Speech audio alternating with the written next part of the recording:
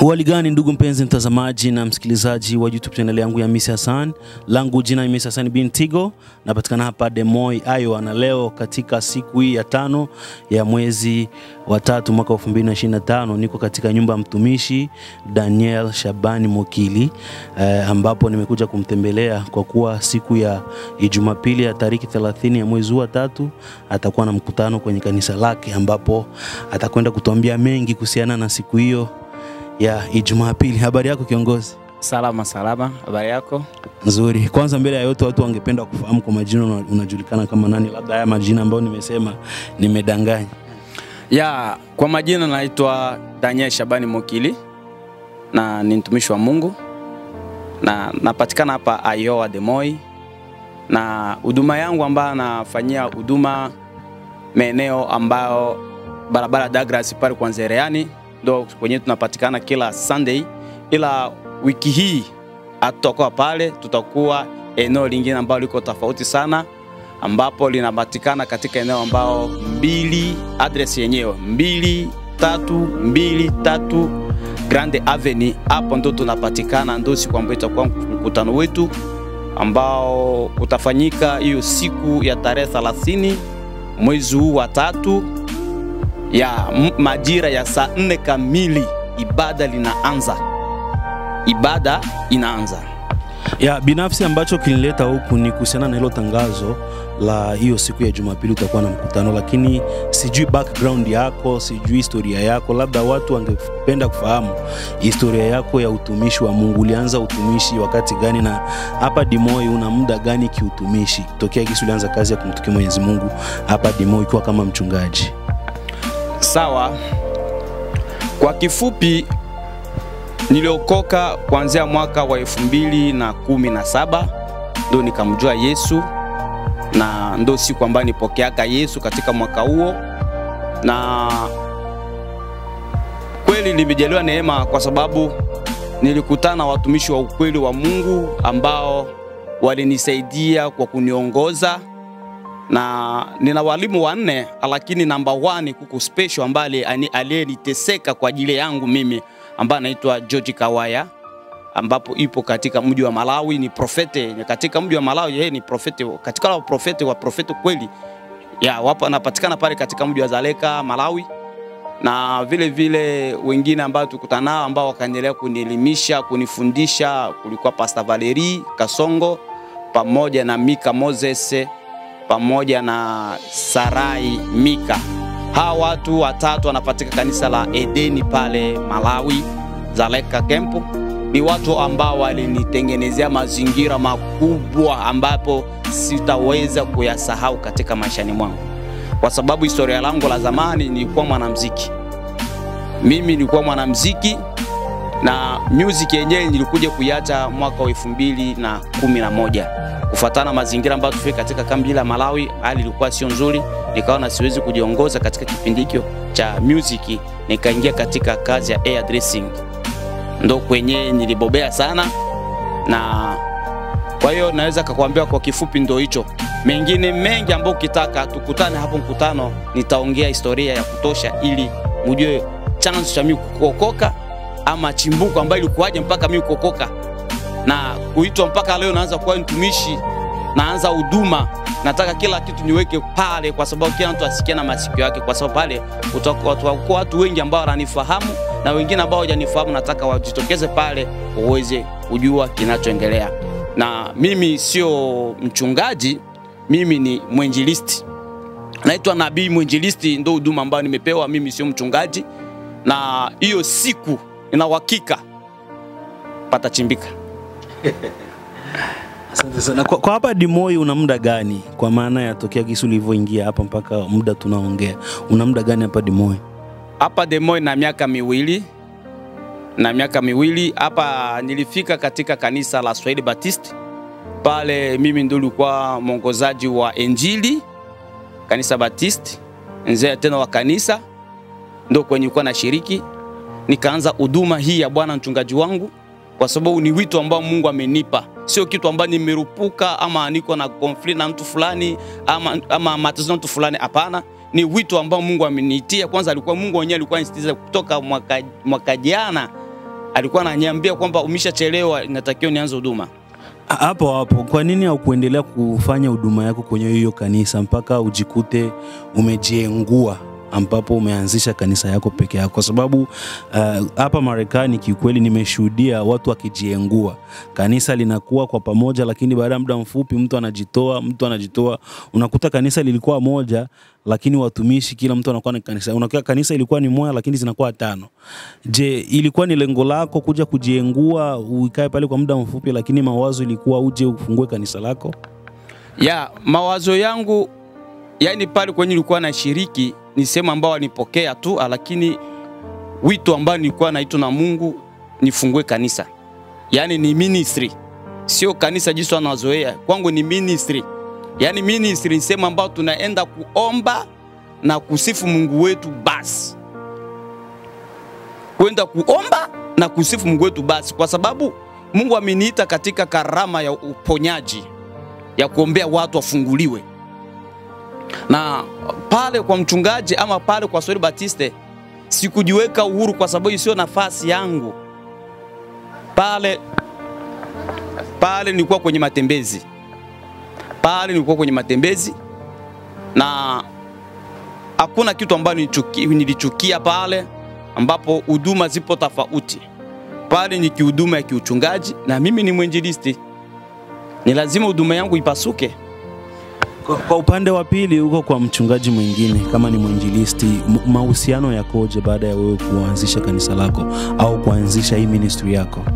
Mahusiano ni mazuri kwa sababu mimi sina bifu na mtu yote yule. Mahusiano ni vizuri kwa sababu sijaenda kufungua bar, mbali nimeenda kufungua huduma ya Mungu. Kwa hiyo wenyewe wapo katika chama ya Ukristo na mimi nimeendeleza katika chama ya Ukristo. Tusaidiane.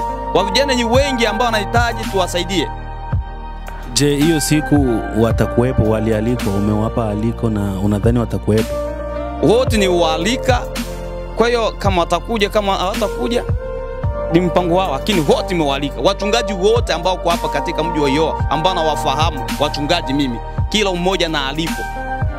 Na makanisa yote ya hapa tena nimewaalika wote waje kujionea hichi kitu ambacho niko nacho. Kwa kazi ambayo Mungu amenipa, waje kujionea. Labda wanasikia historia, waje kuona kwenye matendo. Unasema watu watapata uponyaji, waje kwa wingi watapata uponyaji? La, watapata uponyaji. Pale uponyaji utapatikana, unabii utapatikana. Yani matatizo mengi pale yatatoeka. Wewe njoo tuzungumze. So, siku hizi wachungaji ni wengi au wainjilisti ni wengi ambao wanaponya kiukweli kwa nguvu za giza.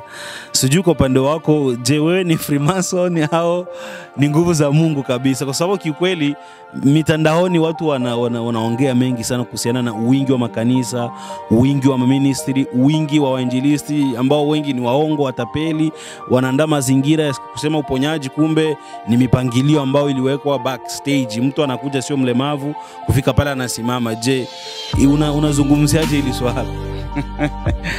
Cha kwanza mimi siwezi kumpa nafasi Freemason, kwa sababu yote kwa Mungu yanawezekana. Anaofanya miujiza ni Yesu Kristo pekee. Tuchukue mfano ambao kwa wazi. Kipindi Musa alipokwenda kugomboa watoto wa Israeli, kilisababisha pale Farao aone kitu ambao Mungu ametumwa na Mungu, ni si miujiza. Pasinge kweli miujiza, pasingefanyika kitu. Ndio maana nimwambia watu waje kujionea. Freemason ni wao wanajuana wao kwa wao. Na sisi wa Mungu tunajuana kwa sisi. Watu wakifika pale watajua kama huyu ni A wala B. Kwa hiyo siwezi kujiplaudi kwa sababu ni kujiplaudi, hapana. Nafasi ya ibilisi kwangu hainaga nafasi. Sinaga nafasi ya ibilisi. Sinaga nafasi ya ibilisi. Na haitapatikana kwa sababu mimi nilikuwa katika chama ya ibilisi, nikatoka hako tena nikimbilia kufanya nini? Matabishi nikinyia kurudisha kwenye kinywa. Siwezi karudi na kule. Swali lingine ambao kikweli kwa muda mrefu nilikuwa napenda nimuulize mtumishi wa Mungu na nimepata hii neema ya kumuuliza. Nisaidie utofauti kati ya zaka, sadaka na sehemu ya 10. Hivi vitu vinaingilianaje na vinafanyaje kazi? Sadaka, zaka na sehemu ya 10. Ya, sehemu ya 10 ni ambapo naweza kukuambia kwamba sehemu ya 10 ni kile ambacho unachopata kupitia kazi. Na kina wakati huna kazi hauwezi toa cha 10. Kile ambao uko nacho na lazima umtolee. Kama uko na 100 lazima utolee Mungu 10. Sio kanaelewa vizuri. Ukipokea $100 unatoa $10. $10 ni ya Mungu. Kwa yule mtu ambaye anajua thamani ya Mungu, kwa yule mtu ambaye anajua thamani ya wokovu wake, ni lazima afanye hivyo. Sio, naeleweka hapo vizuri. Na sadaka, pointi ya sadaka, matoleo yale ni yanachangia maendeleo ya kanisa tu. Kwa sababu niweze kuchukua mfano ambao niko nao. Nasema hii kitu watu watazamaji wanielewe na nisikie na waulize. Nilifanya kazi kwenye ministry ambayo tulianza mimi na Papa George. Miaka karibu hata 4. Ambapo ni Malawi hasa hapa Marekani. Sikufanikiwa kupata chochote hata fedha. Sadaka ilikuwa inapatikana pale, tunanunua vifaa, tunafanya hiki na hiki live. Nilifanya katika huduma ya hiyo kanisa la Edeni. Hakuna chochote kile ambacho nilichukuaga ama kuchukua kupitia sadaka, hakuna. Wala hata kupokea mshahara eti mimi nilikuwa na mshahara pesa kadhaa, ilikuwa hakuna. Au ilikuwa hivyo kwa sababu ni Afrika, hakuna fedha. Umeanzisha kanisa huko Marekani kwa sababu ndio kuna fedha, utakuja kupata hizo sadaka kwa wingi? Hapana.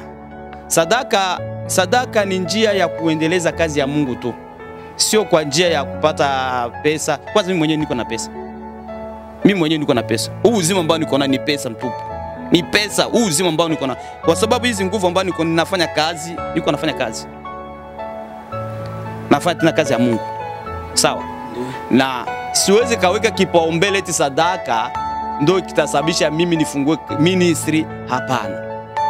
Mbali, sadaka ni njia ya kusaidia huduma ya Mungu iboreshwe.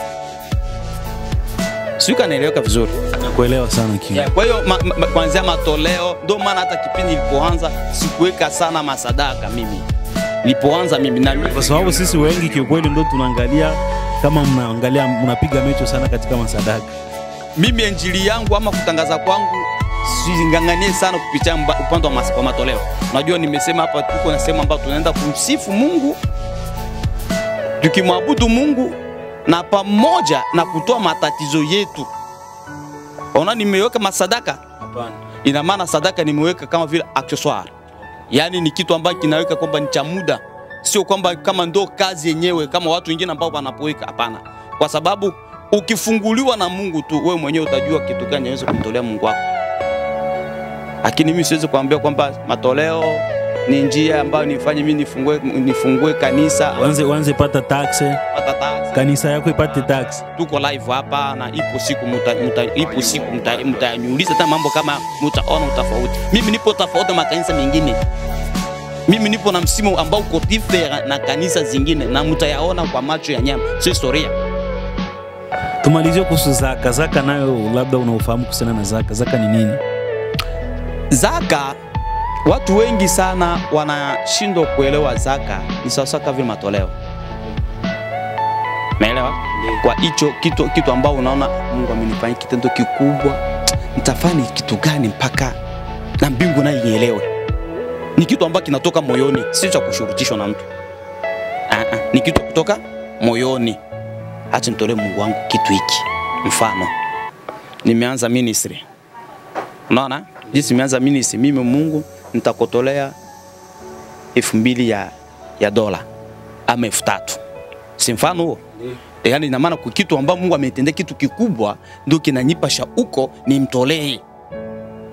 Na unapokuwa natoa kitu kwa uzito, na Mungu naye anafanyaga mambo makubwa kwako kwa uzito. Tena anafanya double. Mara hii, mara 2. Mfano ambao kuizi hapa. Tuchukue mfano ambao kuizi. Mimi niko ningali peke yangu katika huduma. Sawa? Sijakuwa na vikosi vingi. Umeelewa? Gharama yote hapa sinashughulikia mimi hapa hivi. Kwa sababu hiki ambacho natofanya mimi nitavuna mara 2. Kwa sababu hii ni zaka vile. Najitoa mwanga katika njia hizi, kiroho na kimwili. Hiyo ndo zaka. Kwa hiyo siwezi kumwambia mtu eti toeni zaka hivi na hivi, hapana. Ni wito, kitu ambacho kiko ndani ndio kitakwambia utoe. Kama wewe unamwamini Mungu, unashindwa kutoa kwa nini? Lakini kwa sababu watu wengi hawaamini Mungu, ndio maana inakuwa sasa vile kulazimisha watu kwa kutoa, wanaingiza njia nyingi za ili watu wapate zaka, lakini sio, ni kitu ambacho kiko ndani. Sasa hapo kwenye turudi nyuma kwenye sehemu ya 10 ya kumtolea Mungu, ulisema 10% au ile swali ambayo niliuliza. Kwa mfano mimi siku hizi kiukweli siingii kanisani. Sasa hiyo sehemu ya 10 kama siingii kanisani naweza nikaanza kuipeleka wapi? Mimi huwa najiambia nikiwapa maskini, hasa nikiwapa wasiojiweza, watu ambao wana mahitaji. Tayari hivyo nishatoa sehemu ya 10. Yes. Kuna ukweli kuhusiana na hilo? Yeah. Sehemu ya 10 sio lazima mpaka ule mchungaji wako. Sawa. Sehemu ya 10 unaweza katoa kwa mtu kwa msaada, mayatima. Umeelewa?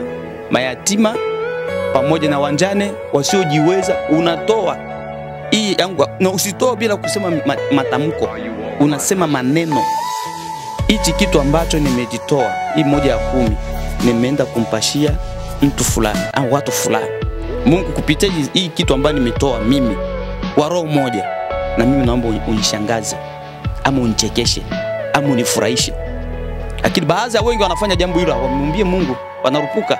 Sasa mimi kikweli nafanyaga tu, Mungu mwenyewe atajua. Hapana, ni kosa. Lazima utamuke. Kwa sababu Mungu anapenda mtu ambaye ana kitu mikononi.